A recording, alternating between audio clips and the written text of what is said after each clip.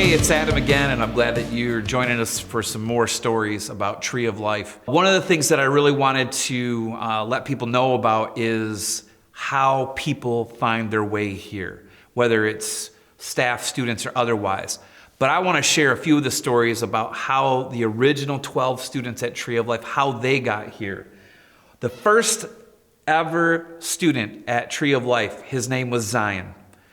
And Zion's mom actually signed him up over a year before we opened our doors.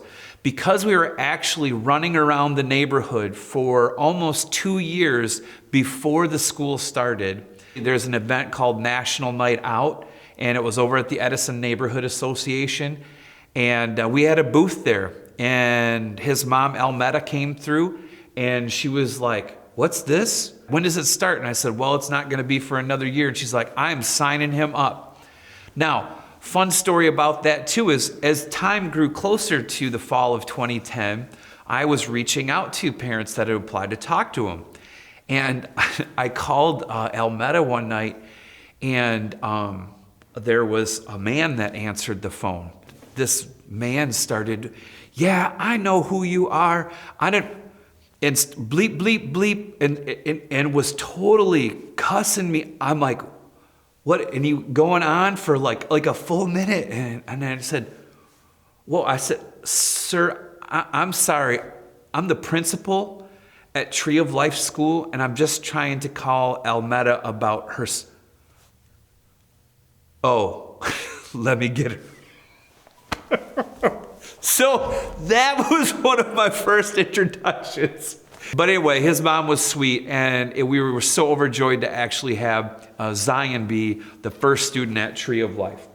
Another family that joined us was Harmony, Izzy, and Pat, 3 siblings. And I remember driving around the neighborhood one day over closer to the farmer's market.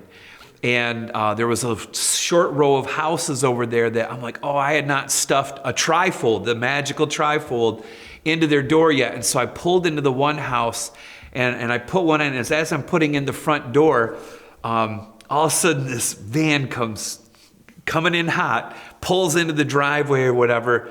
The mom comes out, cigarette dangling from her mouth and everything. And some kids jump out of the car, and I'm like, "Hey, my name's Adam," and I'm like, "The school's starting, Tree of Life. You heard about the new school that's coming to the neighborhood?"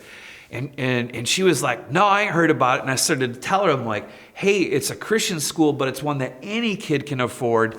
And it's going to be right here in the neighborhood, and we're doing this, and this." And she sounded really interested. She's like, "Yeah, that would be good for it." She's like, "My kids are bad.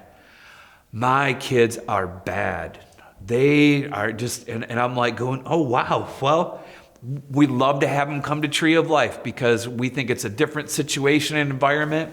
She's like, "Yeah, I'd like that. Like, what do I do?" kind of thing. And literally right there on the hood of the car, I'm whipping out an application. She's got a pen. I got a pen in my hand. She's filling out the application. I'm like, "You're all set." There.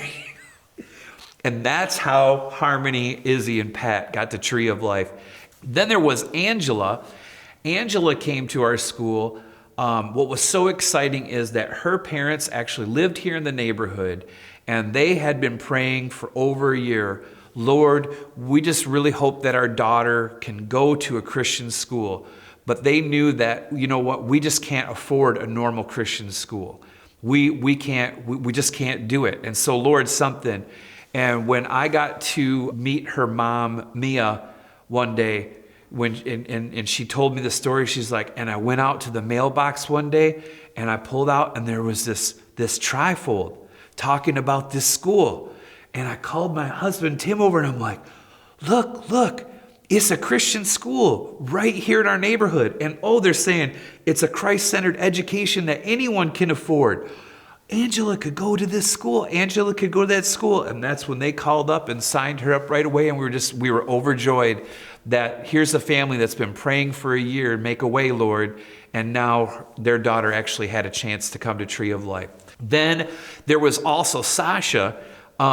Sasha, actually, her mom, Sonia, was the like chief editor of this local magazine called Community Voices. And, you know, she was always doing stories and everything. And someone had tipped her off, like, hey, there's this Christian school coming in Edison neighborhood. You should check them out. And she called me up to set up a time for an interview. Actually came down to we were standing right outside the doors downstairs there. And it was just about less than a month before school started. She's like, so tell me about this. How did this vision come into play? You know, and I just started telling her story after story, and she was writing all kinds of stuff down, and she just grew more and more excited, asking more questions. And finally, at the end, she's like, I would really love for my daughter to be a part of this story at the startup kind of thing. I would love for my daughter to be part of this school. And so it was right then after that Sonia went and signed her daughter Sasha up so that's how Sasha got there. We weren't really sure how this was all going to work out, but we knew there was going to be at least one Tree of Life student. That was my son, Isaac. We felt very convicted that, you know, with the Lord starting this and he lives in the neighborhood, that he needed to be a part of this neighborhood school. So we knew there would be one, but we were amazed at what we were praying for 40 students. And 12 showed up the first day, and I was a little bit concerned because we're like, oh Lord, we were praying for 40, there's only 12, there's 12. However, a month later, all of us were thanking God that there were only 12 students, because if we had gotten 40 students the first year, I don't know if we would have made it till Christmas. But that's just a little bit on how some of the first students got here to Tree of Life. You know, we like to share the stories, of course, that are, you know, they're amazing, and you see how there's a happy ending. But yeah, let me tell you, the struggles and the doubts, and I know I'll get into the next episode about the whole building side of things. That's a huge one.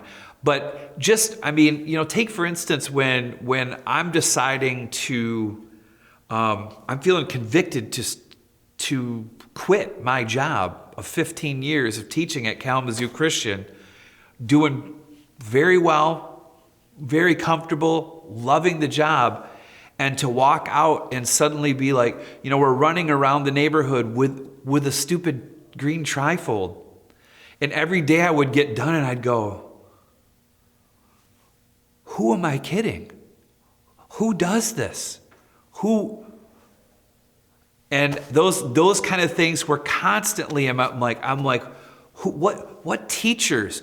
Who's going to sign up for us? Especially when you throw out the line of, we're hoping to pay you this little bit of money, but right now we don't have anything. Or where are these kids going to come from? Or like, why would we come to this school when we've got these well-established public schools here in the neighborhood? Because believe it or not, even though we're bringing a faith element to it, it's scary to come to a small school because we're a big family and everybody's in everybody's business. And so, yeah, constantly there's doubts that would go on and on. Like, I don't know how this is going to work. I don't think it's going to work. I think it's going to fold any minute. But every time the Lord shows up, we just keep moving. And somehow, some way, he keeps providing. And that's why one of the biggest encouragements and the promises I still go back to in a prayer time with him, when I actually decided to hand in my intention sheet at Kalamazoo Christian, I'm not coming back next year. I went down in the morning and prayed. And I'm like, Lord, I'm about to do the dumbest thing I've ever done in my entire life. I'm going to walk away from this job into something where if you provide this much money, my family won't end up living at the mission. And he actually spoke 3 questions to me he's like, do you trust me that I'll provide the teachers that you need? And I was like, yes. And then he was like, do you trust me that I'll provide the students that you need and the students that need you? I'm like, yes. And then he was like, do you trust me that I will provide for you and your family? And I heard a capital F in front of that family. And I'm like, that one took me a real long time to answer, but eventually I said yes, because I'm like, we're just going out there and I don't know how this is going to work at all. But here we are more than 12 years later, and the Lord has been more faithful than I could ever imagine.